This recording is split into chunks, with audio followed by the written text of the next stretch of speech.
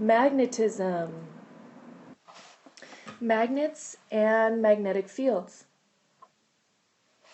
Magnets are a type of material that has two poles, a north pole and a south pole.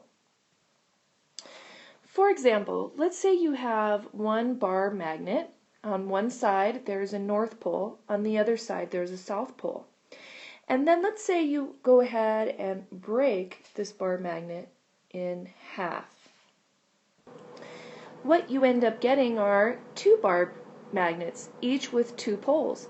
And each time you keep breaking these in half, you keep getting more and more and more magnets. Now, there are only certain materials that can be magnets, and these are ferromagnetic materials. Most ferromagnetic materials are iron, but there are a few others. There could be cobalt, nickel, or gadolinium.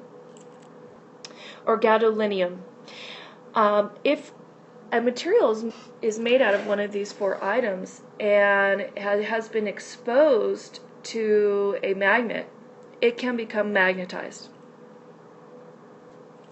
So if you have a ferromagnetic material that has become magnetized, so it's therefore a magnet, and it therefore has two poles, a north and a south, then it must have a magnetic field, which we notate with the capital letter B.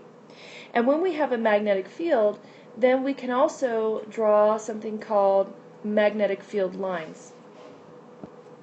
Magnetic field lines, they come out from they come out from the north end and go into the south pole. Out from the north pole into the south pole, like so.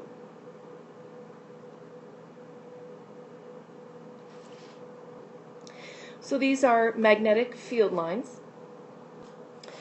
The number of magnetic field lines is proportional to the magnetic field strength, or we would say is proportional to the magnitude of the magnetic field strength. If I double the magnetic field strength, then I should double the number of lines that I represent in my picture. A compass needle will align itself in the direction of the magnetic field, which is represented with the field lines.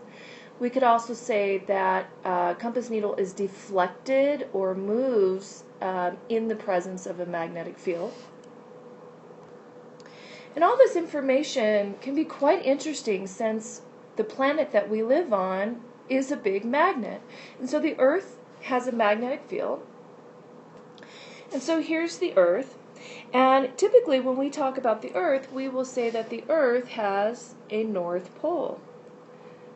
This north pole that the Earth has, though, is called geographic north. And this is where north would be shown on a map or when you're studying geography.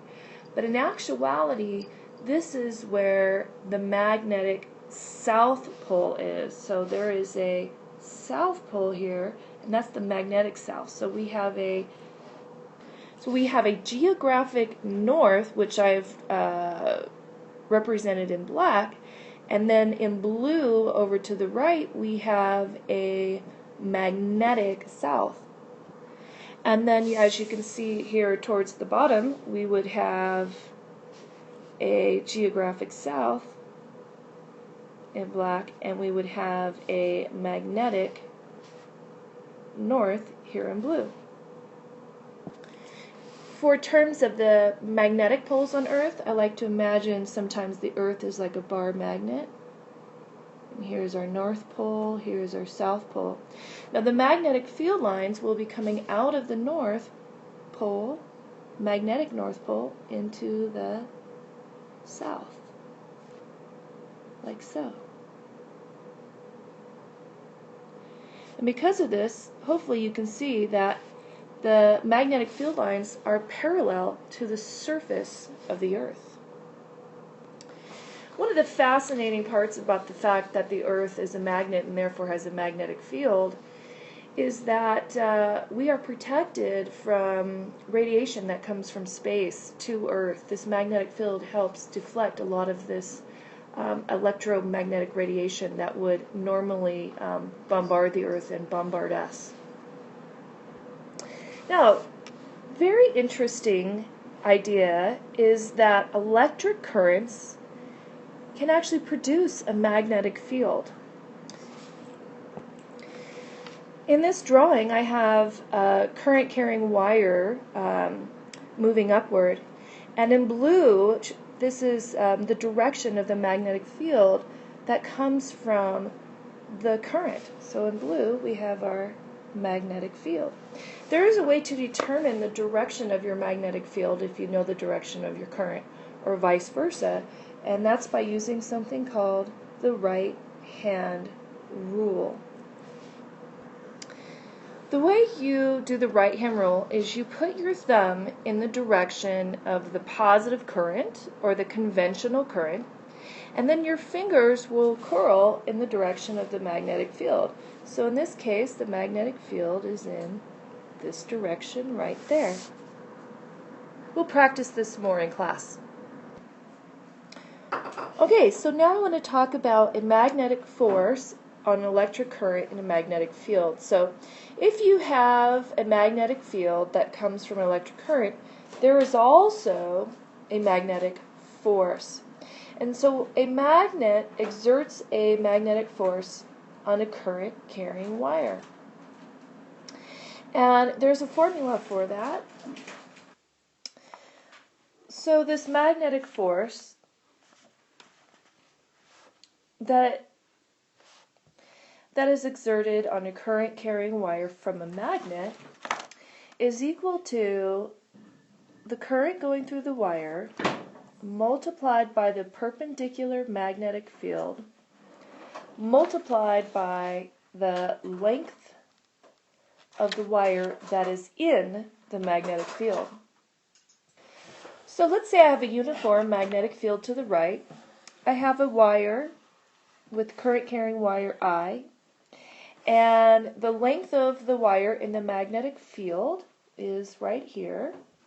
So in red we represent our length. And let's say I said, please find the magnetic force. So we're going to use the above formula, and unfortunately the current-carrying wire and the magnetic field are not perpendicular in this case. So what I'm going to do is resolve my current into components. I'm going to call this my I sub x. I'm going to call this here my I sub y. And there's some angle theta here. And then I'm going to use trig to find out what is my perpendicular component to the magnetic field. Looking a little bit more closely at this picture, I can see my I sub y is perpendicular to my magnetic field. So my new formula is going to be my I sub y multiplied by my magnetic field times L. I sub y, though, to find that I need to use a little trigonometry. So on the side here, I'm going to note that I sub y over the hypotenuse of I is equal to sine theta.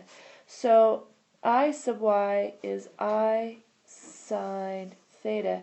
I'm going to substitute that in the above equation, so I get I sine theta multiplied by the magnetic field multiplied by the length of the wire in the magnetic field. So there you have it.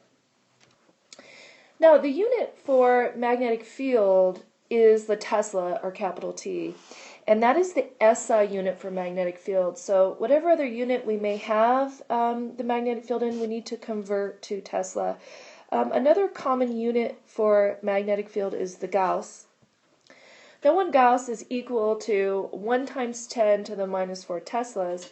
And just so you can get a feeling for, what is a Tesla, the magnetic field on Earth is equal to, so it's equal to half, or 0.5 times 10 to the minus 4 Teslas, or half a Gauss.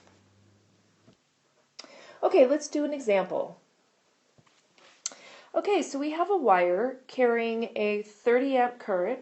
It has a length of 12 centimeters between the pole faces of a magnet, or 0.12 meters. There is an angle of 60 degrees, and I wanted to go ahead and draw you a little picture. So here we have the magnetic field in blue, our current carrying wire in black, and the angle here of 60 degrees represented in green. The magnetic field is approximately uniform at 0.9 teslas. What is the magnitude of the force on this wire, or F sub B? So F sub B is going to be our current that is perpendicular to our magnetic field multiplied by the length of the wire in the magnetic field. We're going to need to resolve our current into components, which I will do with red. The part of the wire that is in the magnetic field is right here. Okay, this here would be my I sub y, this would be my I sub x. Turns out that I sub y is going to be equal to I sine of theta. So when I plug in the below formula, I'm going to have I sine of theta b times L. And recall that L, I'm going to do this in purple, is going to be from here to here. This is my L. Okay, so my F sub B is going to be 30 amps multiplied by sine of 60 degrees, which is 0.866, multiplied by 0.9 teslas, multiplied by 0.12 meters. That's going to give me 2.8 amps times teslas times meters, otherwise known as ATM, otherwise known as 2.8 newtons. Okay, time for practice. So go to page 577 out of your textbook and do problems number 3 and 5 for chapter 20. And the answers should be in the back of your book. This will be due our next class meeting, and good luck.